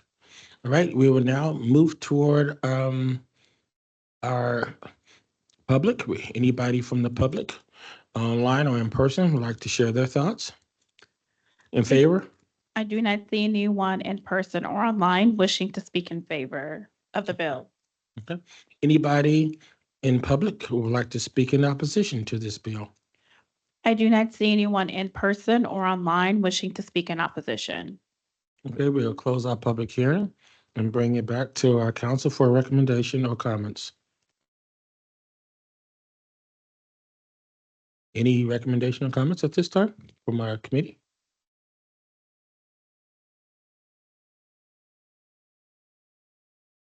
Chair, you're waiting for a motion? Yes. Oh, I'm sorry, I didn't hear you.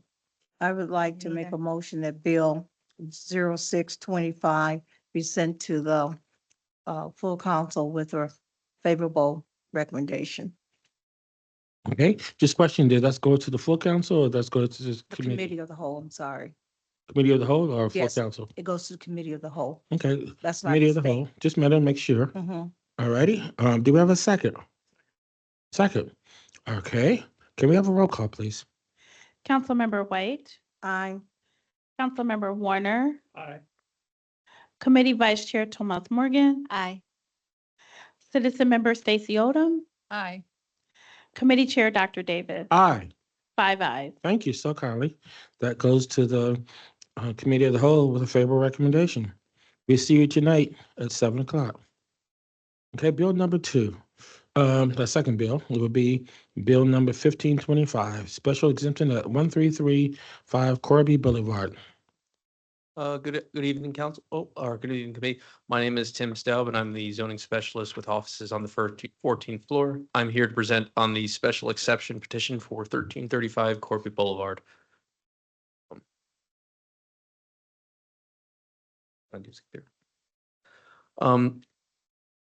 So the applicant, Eco Investment or Eco in Investments LLC is petitioning the city for a special exception to establish a 2-unit dwelling at 1335 Corby Boulevard. The current condition of the property is a vacant lot within the Urban Neighborhood 1 district. The construction of a new duplex that is consistent with the scale and character of the surrounding neighborhood will bring new neighbors to the area and provide additional housing to a lot that is currently vacant.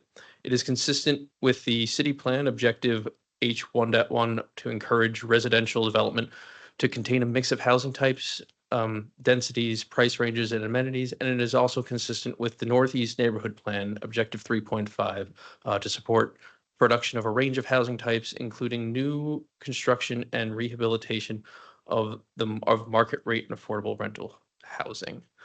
This comes to you with a favorable recommendation from the Board of Zoning Appeals. All right, thank you.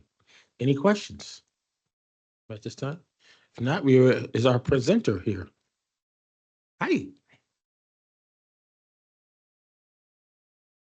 Please share your name and what your intentions are regarding your project. Hello, Alyssa Genzorek, 7821 Morse Road, Columbus, Ohio. I don't really have too much to add. We're just would like to build a duplex similar to what we have here in the elevations and is in keeping with the scale and motto of the neighborhood. Okay, thank you. Questions, anybody? Seeing none, we thank you. And we'll see you tonight. At this time, we open up to the public. Those who'd like to speak in favor of this bill, please share your, come forth, whether you're online or in present.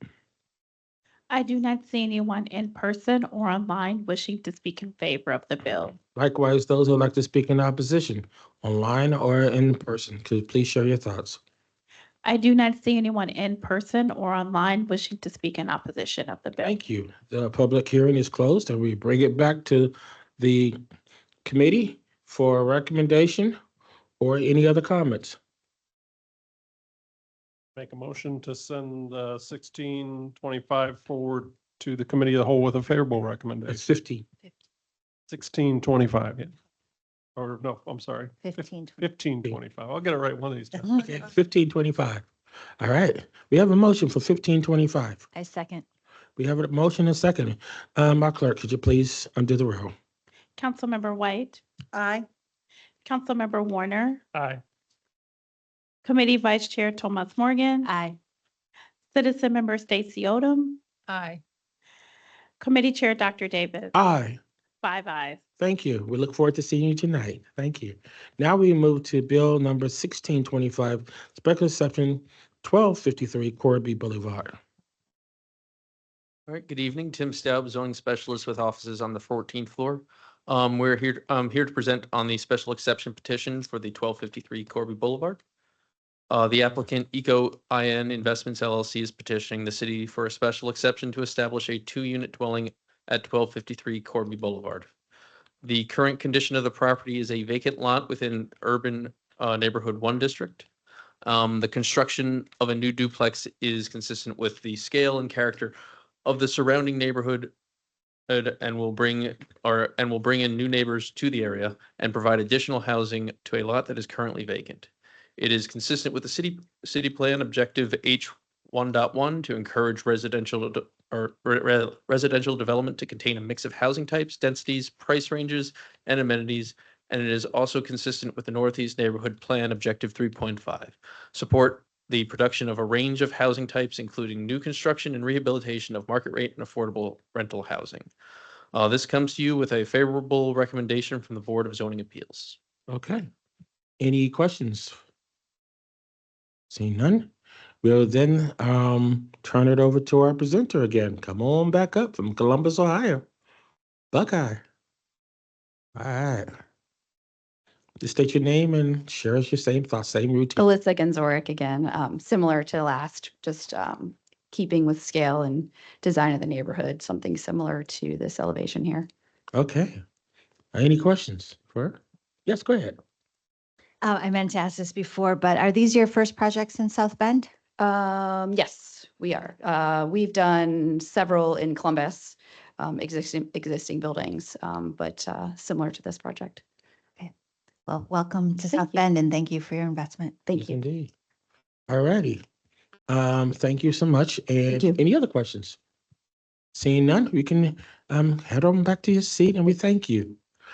And now we open it up for our public. Those who'd like to speak in favor in present or online, please share your thoughts. I do not see anyone in person or online wishing to speak in favor of the bill. Likewise, those who'd like to speak in opposition, in person or in online. I do not see anyone in person or online wishing to speak in opposition of the bill. We will close the public hearing and move forward with bill number 3625 in terms of a recommendation or comments from our committee.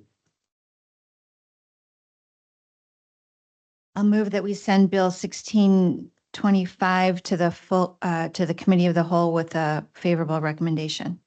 Do we have a second? Second. Okay, our clerk, could you please take the roll? Councilmember Warner. Aye. Councilmember White. Aye. Committee Vice Chair Thomas Morgan. Aye. Citizen Member Stacy Odom. Aye. Committee Chair Dr. Davis. Aye, 5 ayes. thank you. And again, we'll see you tonight at 7. All right. And then our final bill, bill number 1825, special exception and use variance at 1701 Hickory Road. Go ahead, Mr. Skip. Skip Morrell, Principal Development Planner with offices on the 14th floor of this building. The bill today is regarding 1701 Hickory Road. I'll show that here is kind of a view of the site, another view of the site, kind of an aerial pulled back. And then the area we're specifically talking about is this property here that's zoned S1, Suburban Neighborhood 1. The request is to allow for the use as park and open space, and then to a use variance to allow indoor entertainment and recreation. So you can see what we're looking at is that area down in the bottom right corner. Again, the first part of the request is the special exception to kind of formalize. It's currently used as baseball fields. Again, it's zoned S1, so to formalize that use as park and open space, they're requesting this special exception. And then for the second portion of the request, you can see in the bottom right corner there, here's a better view of it, is this proposed indoor baseball field, which would require a use variance for indoor entertainment and recreation facility. This is consistent with kind of So you see here the built form of the surrounding area. So the use and the scale of this project are compatible with a lot of the uses along Hickory Road. You can see just to the right, there's the racquetball area as well as the Adventureplex. So kind of in keeping with that same sort of construction type and use, and would again support the surrounding project of baseball fields. Happy to take any questions. Any questions? Oh, sorry. And this comes to you from the Board of Zoning Appeals with a favorable recommendation. Any questions at this time? No questions at this time. We'll now go to our presenter, Ms. Angela Smith. Go for it. Good afternoon, Angela Smith from Dan Charner and Associates with offices located at 1643 Commerce Drive. Thank you, Skip, for that introduction. As Skip mentioned, this is East Side Baseball and Softball Association property. The site has been in existence for a while, and actually the ball fields existed prior to the zoning change in 2020 that now requires that the baseball fields get a special exception. So that's what we're here for. Because they want to expand and change that baseball field, they would need that special exception. But then even more exciting for this development is the opportunity to have the indoor facility. This has been something that's in great demand in South Bend in general. There's facilities that are used like the South Bend Cubs Performance One Center. There's Teddy ball games on the north side, but those are usually pretty well booked and not very available during the times that are needed for the off-season training, which is too cold for them to be outdoors. And so this new facility would allow them that opportunity to kind of work on skills year round. We feel like the positioning of the building is in a great location and that it's fronting up against Hickory Road to kind of mirror what's there. While it's similar to the buildings there, I'd like to think it's a little bit better in that we're actually proposing like front doors and some facing stuff that actually is a little bit better than the views that you get of the racquetball club in that area. We're working closely with the Venue Parks and Arts Department. This is a public-private partnership for the larger project is between Venue Parks and Arts, IUSB, and East Side Baseball and Softball Association. But this particular site that we're here for you today is really what's owned by them, which is the S1 lot. The larger development's looking at focusing the access to be from Hickory Road to relieve some of the existing problems that have ventured into the neighborhoods and adding additional parking to help address that as well. I'd happy to answer any questions. We're looking for a favorable recommendation to the council of a whole. Questions, comments? Yes, go ahead. I have a few. So I've heard some, I'll call them grumblings from some neighbors and some of the common issues. And if you could address, I'm going to list a few of them. If you could kind of address those concerns that I've heard from neighbors. One is traffic concerns that we're going to be drawing now a whole lot more people to the neighborhood, and that they'll flow into the neighborhood on the west side. Two is kind of light and noise concerns, and how much are we adding a whole lot of lighting that would disturb the neighbors, the houses that are to the west. I think, did you say IUSB is involved? They're Can you ex- involved with the portion on Bain Park, which isn't part of this, but they are looking for some of their facility upgrades as well. Okay. And then, there is some loss of green space now that there's concerns about that neighbors use. And there are concerns that we're getting rid of that public green space for a private entity, a private facility. Can you address those for me? Sure. So traffic, as I mentioned, with this development, all of the access would be from Hickory Road. So in terms of generating more traffic, I can tell you as a formal baseball mom, if you're going to play at somebody else's park, Google Earth is not going to take you back through the roundabout ways of a neighborhood if there's a major road that you can access the park from. But we're very careful in this design to cut off any access that goes out to Rarick Drive. I talked to the association very early on about that not being an option because it's not really a good way to be a good neighbor. They were in full agreement. And so that's something that has been addressed.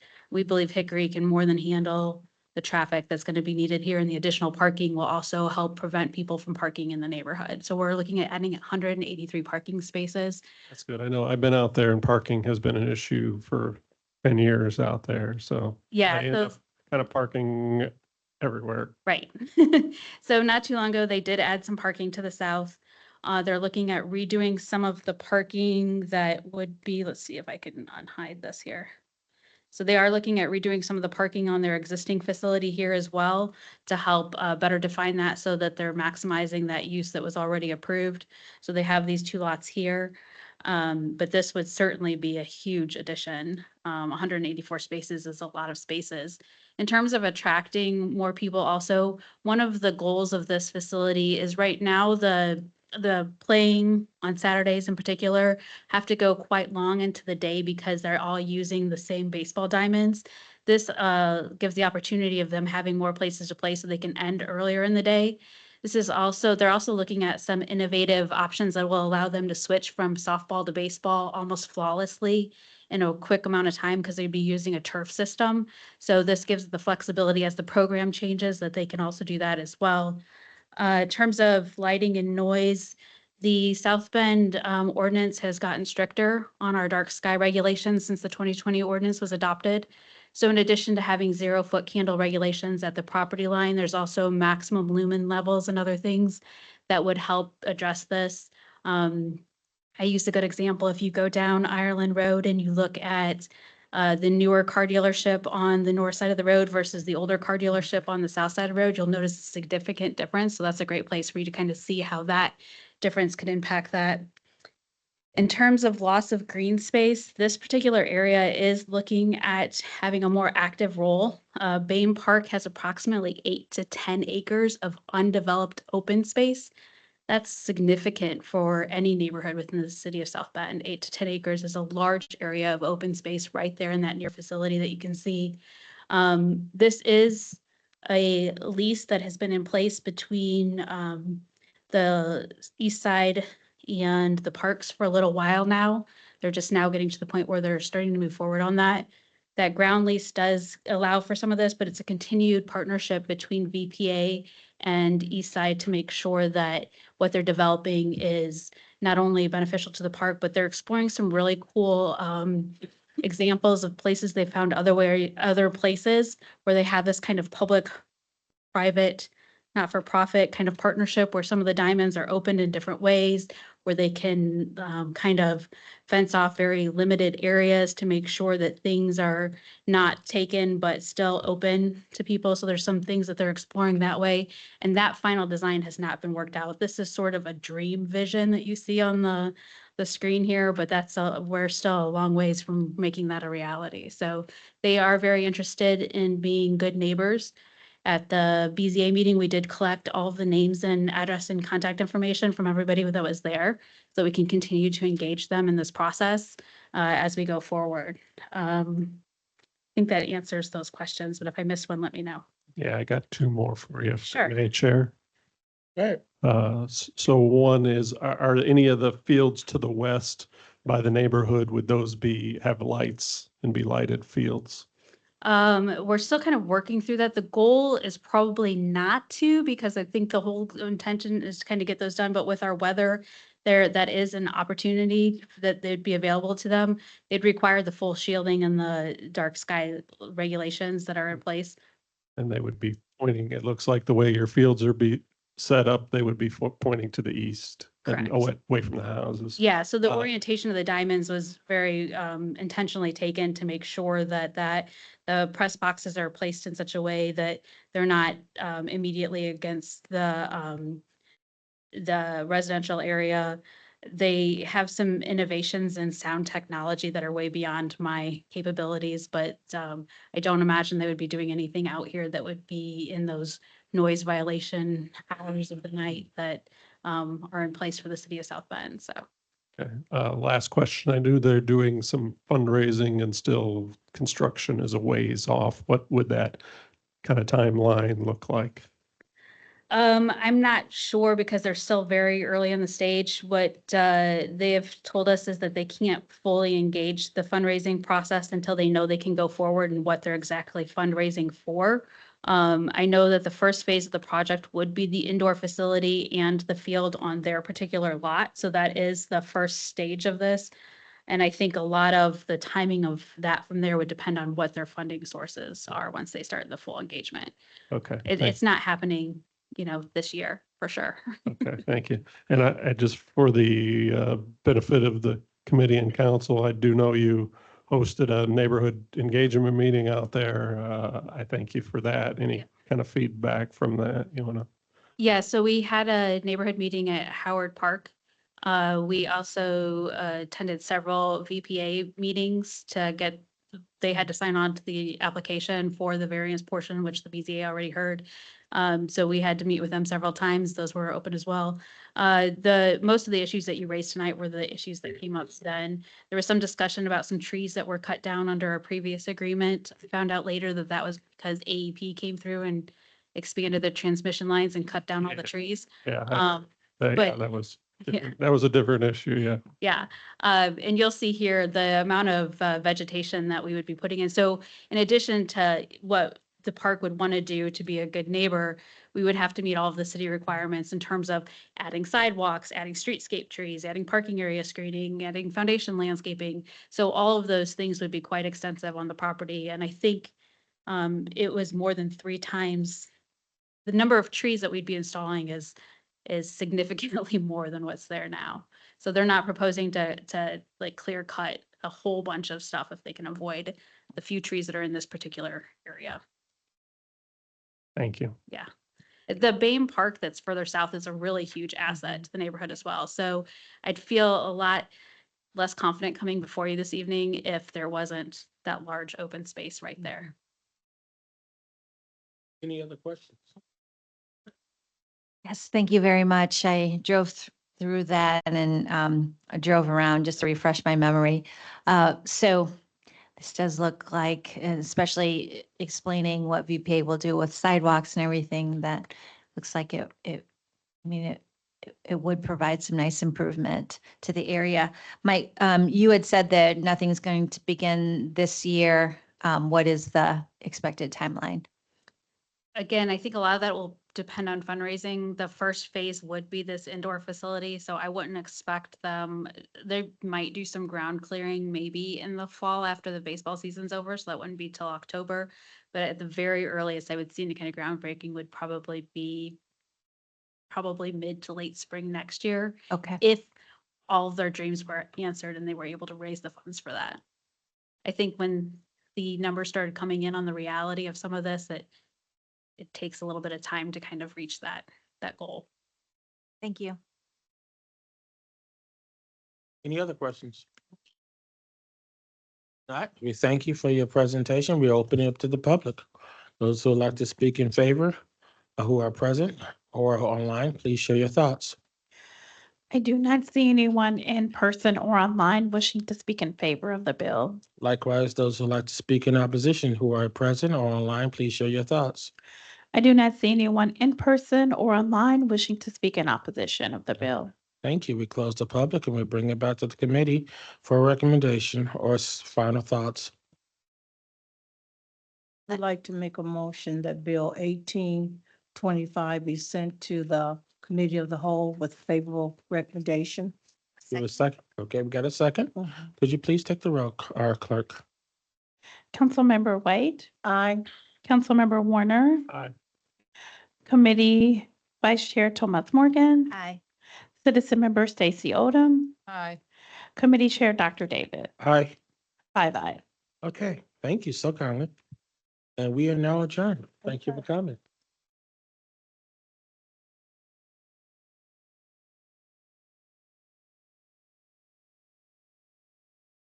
We will have our invocation from Pastor David Troxel from Mishawaka Grace Brethren Church, the pledge, the roll call, reports from subcommittee on meetings, special business, reports from city office, the Redevelopment Commission 2024 report, committee of the whole, we have 7 bills, 7 bills on third reading, 1, 2, 3, 4 resolutions and 5 bills on first reading. Unfinished business, new business, and privilege of the floor. We hope to see everyone at 7 o'clock. Thank you very much.